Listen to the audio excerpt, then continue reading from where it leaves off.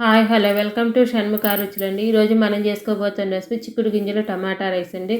ముందుగా stove on చేసి బాండి పెట్టుకొని ఒక 7-8 స్పూన్ల దాకా ఆయిల్ వేసుకోవాలండి. ఆయిల్ వేసి ఆయిల్ బాగా హీట్ ఎక్కించుకోవాలండి. అందులోనే 1 టీ స్పూన్ జీలకర్ర, 1 టీ స్పూన్ నెయ్యి వేసుకోవాలండి. నెయ్యి వేసుకున్నాక అప్పుడు జీలకర్ర వేసుకోవాలండి.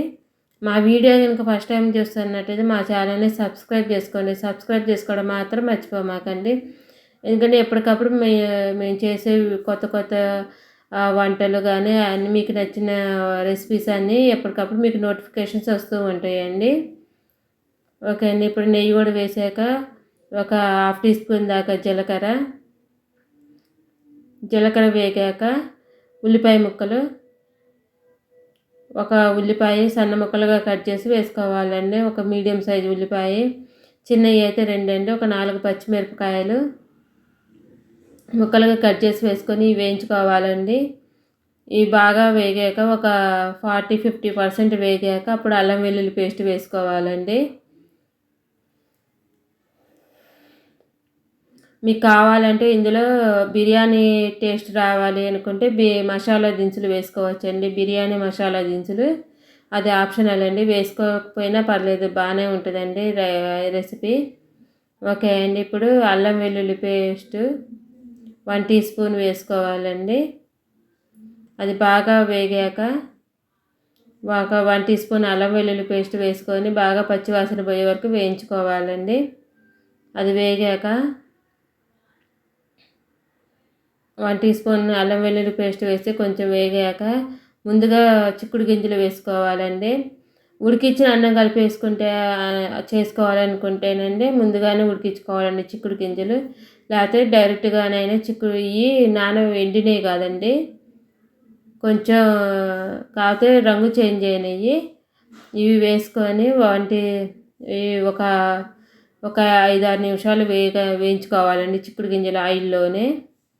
అది వేగాక ముందుగా సన్నగా ముక్కలు కట్ చేసుకున్న టమాటాలండి ఒక 1/4 కేజీ వేసుకొని బాగా వేయించుకోవాలండి. ఇవి కూడా టమాటాలు కూడా ఒక 5-6 నిమిషాలు వేగాక తగినంత ఉప్పు, ఇక్కడ బియ్యానికి అన్నిటికి సరిపోని ఉప్పు వేస్తున్నానండి. ఇక్కడ నేను ఒక 1/4 కేజీకి బియ్యం కడిగి పెట్టుకున్నాను. అంటే ఒక కప్పు, ఒక డబ్బా రైస్ అండి.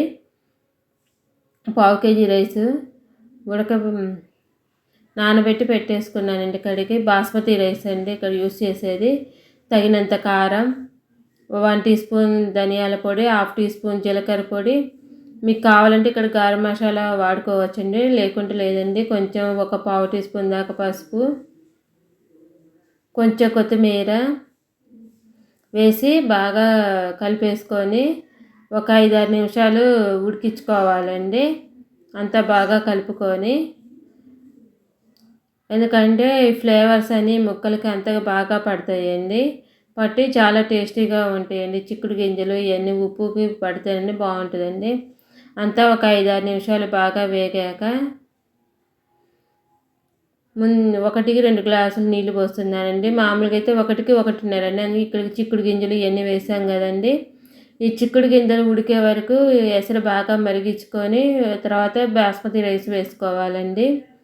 లేకపోతే అన్నం ఉడికిద్ది, రైసు చిక్కుడు గింజ ఉడకదండి. వేసేసి బాస్మతి రైస్ వేసి అంతా ఒకసారి బాగా కలిపేసుకొని మూత పెట్టి 10-15 నిమిషాలు ఉడికించుకోవాలండి. మూత పెట్టేసి ఉడికాక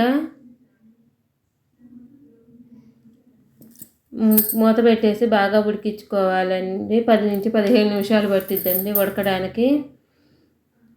మూత పెట్టేసి ఉడికించుకోవాలండి మధ్య మధ్యలో చూసుకుంటూ.